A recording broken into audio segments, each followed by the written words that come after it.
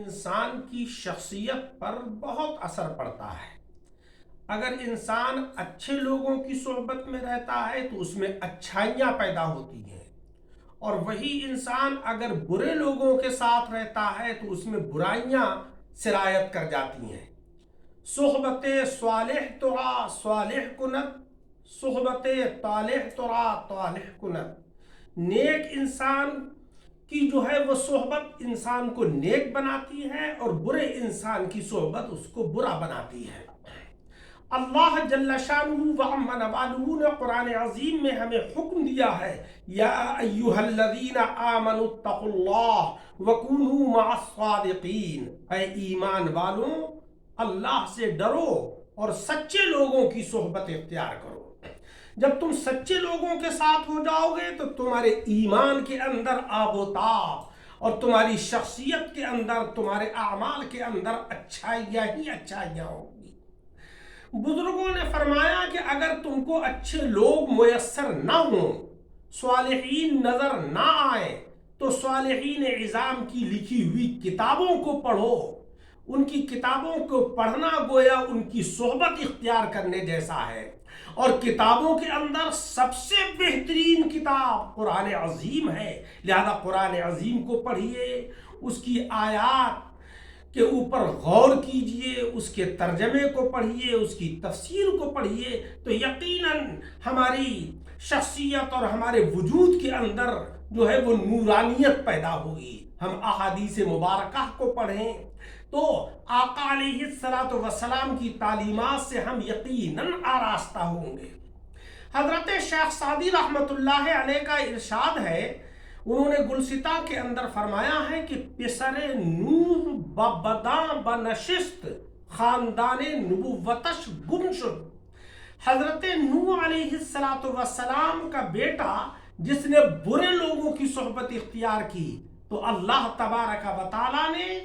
خاندان نبوت کے فیض سے اس کو محروم کر دیا، اور سگے اصحاب کہف بروز چند پے نیکا گرفت مردم شد۔ اصحاب کہف کا کتا جو ایک جانور ہے، ایک حیوان ہے، اور اس نے نیک لوگوں کی صحبت اختیار کی، نیک لوگوں کے نقش قدم پر ہو لیا، تو اللہ تبارک و تعالیٰ نے اس کتے کو بھی عظمت و رفعت عطا فرما دی، اور قرآن عظیم میں فرمایا کہ کلبہم باسط ذراعہ بالوصید۔ پیارے عزیزوں، ہمیں یہ چاہیے کہ ہم اپنے گھر کا ماحول بہتر بنائیں، ہم اپنے کو اچھا کریں۔ جب گھر کے اندر بڑے لوگ اچھے ہوں گے، بڑے لوگ دینیات کے حاملین ہوں گے، قرآن عظیم کو پڑھیں گے، دینی کتابوں کو پڑھیں گے، عبادت و ریاضت کریں گے، تو اس مکان کے اندر رہنے والے چھوٹے چھوٹے بچے بھی اپنے بزرگوں کی صحبت میں رہ کر اچھے انسان بنیں گے۔ آج جو خرابیاں ہیں اس کی ایک وجہ یہ بھی ہے کہ ہمارے بڑے اچھے نہیں ہیں، ہمارے گھروں کا جو ماحول ہے وہ دینی ماحول نہیں رہا ہے، اس لیے جو چھوٹے بچے ان گھروں میں نشو و نما پاتے ہیں ان کے اندر بھی وہ اچھائیاں پیدا نہیں ہوتی ہیں۔ ہمیں چاہیے کہ ہم اپنے گھروں کا ماحول دینی ماحول بنائیں، کاروبار کچھ بھی کریں، زراعت کریں، ملازمت کریں یا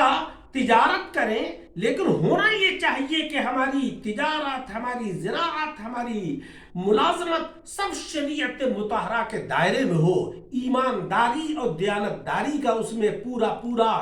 خیال رکھا جائے، تو یقیناً برکات ان میں نازل ہوں گی، نورانیت ہمارے گھروں میں اور ہمارے مکانوں میں برسے گی، اور اللہ تبارک و تعالی وہی عظمت و رفعت جو ہمارے اسلاف کو حاصل تھی، وہ عظمت مولا رب العزت ہمیں بھی عطا فرمائے گا۔ اللہ تعالی عمل کی توفیق عطا فرمائے، آمین بجاہ النبی الکریم۔